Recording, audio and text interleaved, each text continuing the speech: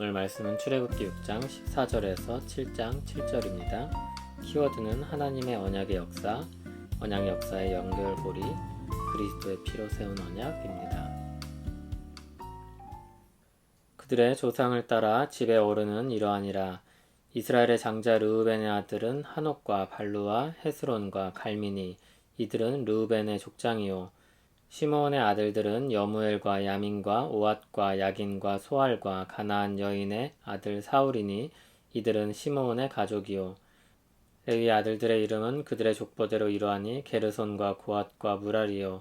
레위의 나이는 137세였으며 게르손의 아들들은 그들의 가족대로 림니와 시므이요.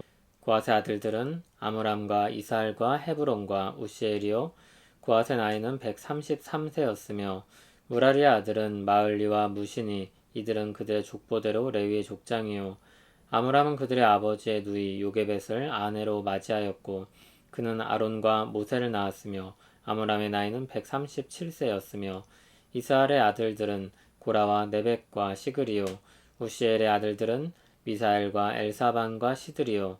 아론은 암미나답의 딸 나손의 누이 엘리세바를 아내로 맞이하였고 그는 나답과 아비후와 엘르아살과 이다마를 낳았으며 고라의 아들들은 아실과 엘가나와 아비아삽이니, 이들은 고라 사람의 족장이요. 아론의 아들 엘르아살은 부디엘의 딸 중에서 아내를 맞이하였고 그는 비느하스를 낳았으니, 이들은 레위 사람의 조상을 따라 가족의 어른들이라. 이스라엘 자손을 그들의 군대대로 애굽 땅에서 인도하라 하신 여호와의 명령을 받은 자는 이 아론과 모세요.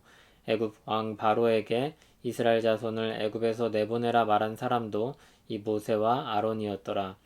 여호와께서 애굽 땅에서 모세에게 말씀하시던 날에 여호와께서 모세에게 말씀하여 이르시되, 나는 여호와라. 내가 내게 이르는 바를 너는 애굽 왕 바로에게 다 말하라. 모세가 여호와 앞에서 아뢰되, 나는 입이 둔한 자이오니 바로가 어찌 나의 말을 들으리이까.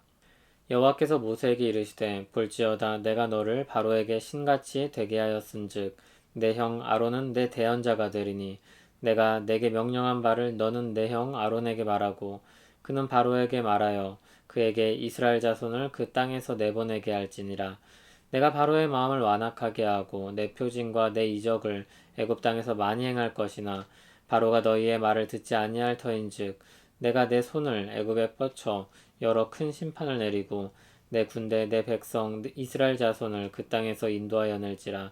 내가 내 손을 애굽 위에 펴서 이스라엘 자손을 그 땅에서 인도하여 낼 때에야 애굽 사람이 나를 여호와인 줄 알리라 하시매, 모세와 아론이 여호와께서 자기들에게 명령하신 대로 행하였더라. 그들이 바로에게 말할 때 모세는 80세였고 아론은 83세였더라. 아멘. 오늘 본문에는 족보가 나옵니다. 처음에는 야곱의 족보를 이야기하고 있는 것 같은데, 르우벤과 시므온에서 레위로 이어진 후에 그리고 족보가 갑자기 끊기고 레위의 족보가 확장됩니다. 그리고 이 레위의 족보가 어디에서 끝나는가 하면 모세와 아론에게서 맞춰집니다. 그러니까 야곱의 족보를 말하기 위함이 아니고 모세가 그리고 아론이 어느 족보에 포함되어 있는지를 말하기 위함이라고 할 수 있습니다. 26절, 27절에 보면은 이 모세와 아론에 대해서 수식하는 말이 이렇게 나옵니다. 이스라엘 자손을 그들의 군대대로 애굽 땅에서 인도하라 하신 여호와의 명령을 받은 자는 이 아론과 모세요. 애굽 왕 바로에게 이스라엘 자손을 애굽에서 내보내라 말한 사람도 이 모세와 아론이었더라. 하나님께서 야곱의 후손 중에 그리고 레위 자손 중에서 모세와 아론을 택하셔서 하나님의 백성을 구원하십니다. 하나님의 구원 역사를 만들어 가십니다. 하나님께서 모세에게 말씀하실 것이고 모세는 하나님의 말씀을 전할 것입니다. 힘 있는 나라의 대사가 상대적으로 약한 나라에 가면 권세를 부립니다. 모세는 하나님의 말씀을 받은 자로서 바로에게 신처럼 여겨지게 될 것입니다. 그는 여전히 부족하다고 변명하고 있지만 하나님의 권위로 선 사람입니다. 하나님께서 세우셨고 하나님께서 능력을 주실 사람입니다. 그는 세상에서 가장 높은 권세를 가진 바로와 마주해야 하지만 세상의 모든 권세 위에 계신 하나님의 권위로 부름을 받고 있습니다. 하나님께서 이스라엘 백성들을 자기 군대처럼 이끌고 나오시는 이 일에 모세가 쓰임을 받게 될 것입니다. 하나님의 손을 애굽 위에 펴서 이스라엘 자손을 반드시 나오게 하고야 마실 것입니다. 그때 하나님께서 뜻하신 바 애굽 백성들은 물론 온 세상이 여호와 하나님인 줄 알게 될 것입니다. 오늘 본문에서 갑자기 족보가 나온 이유가 무엇입니까? 아브라함과 이삭과 야곱과 언약을 맺으셨던 하나님이 그 언약을 여전히 신실하게 지켜가고 계신다는 것을 말해주는 것입니다. 언약을 맺을 때는 쌍방 간에 의무가 따릅니다. 하나님의 백성은 하나님의 말씀을 잘 따라 살고 또 하나님을 섬겨야 할 의무가 있습니다. 그리고 하나님은 자기 백성을 신실하게 지키시고 인도하셔야 할 의무가 있습니다. 하나님은 그 백성을 지키고 보존하셔야 합니다. 하나님께서 이 언약을 단 한 번도 잊으신 적이 없습니다. 언약의 하나님으로서 항상 이 의무를 지키고 계셨습니다. 그리고 이제 애굽에서 그들을 빼내어서 하나님께서 언약에 신실하시다는 것을 보여주실 것입니다. 그리고 그들이 하나님을 섬길 수 있도록 자유를 주실 것입니다. 하나님께서 이 언약을 행하실 때 아무도 그것을 막을 사람이 없을 것입니다. 뜻하신 바를 반드시 이루고야 말 것입니다. 언약을 신실하게 지키셔서 자기 백성을 보존하시고 그리고 그들이 하나님을 섬길 수 있는 여건에 이르도록 이끄실 것입니다. 영원하신 하나님은 아브라함과 언약을 맺으신 후에 그리고 그 언약을 이삭에게 그리고 야곱에게 계승하게 하셨습니다. 그리고 모세를 통해서 또 언약을 맺으십니다. 그리고 다윗과 언약을 맺으십니다. 이 언약은 예수 그리스도께서 피로 세우신 언약에 의해서 완성됩니다.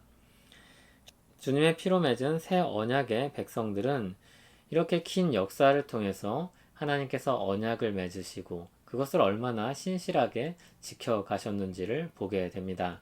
그리고 이를 통하여서 하나님이 얼마나 신실하신 분이신지 자기 백성을 얼마나 강력한 힘과 능력으로 지혜로 그리고 신실하심으로 지키실지를 보게 됩니다.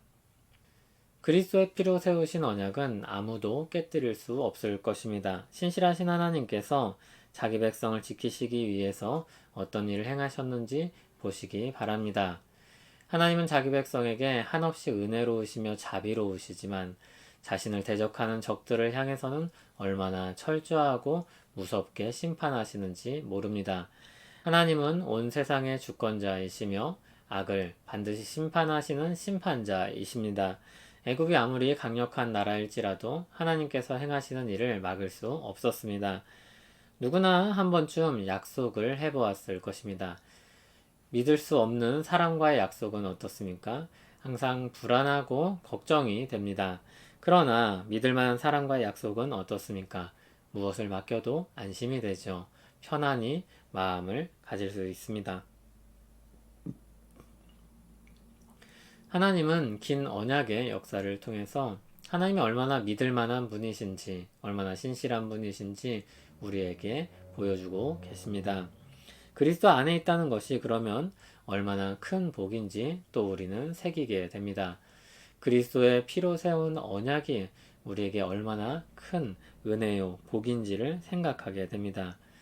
우리가 주님의 부르심을 받아서 예수 그리스도 안에 살게 되었습니다. 그 피로 맺은 새 언약의 백성이 되었습니다.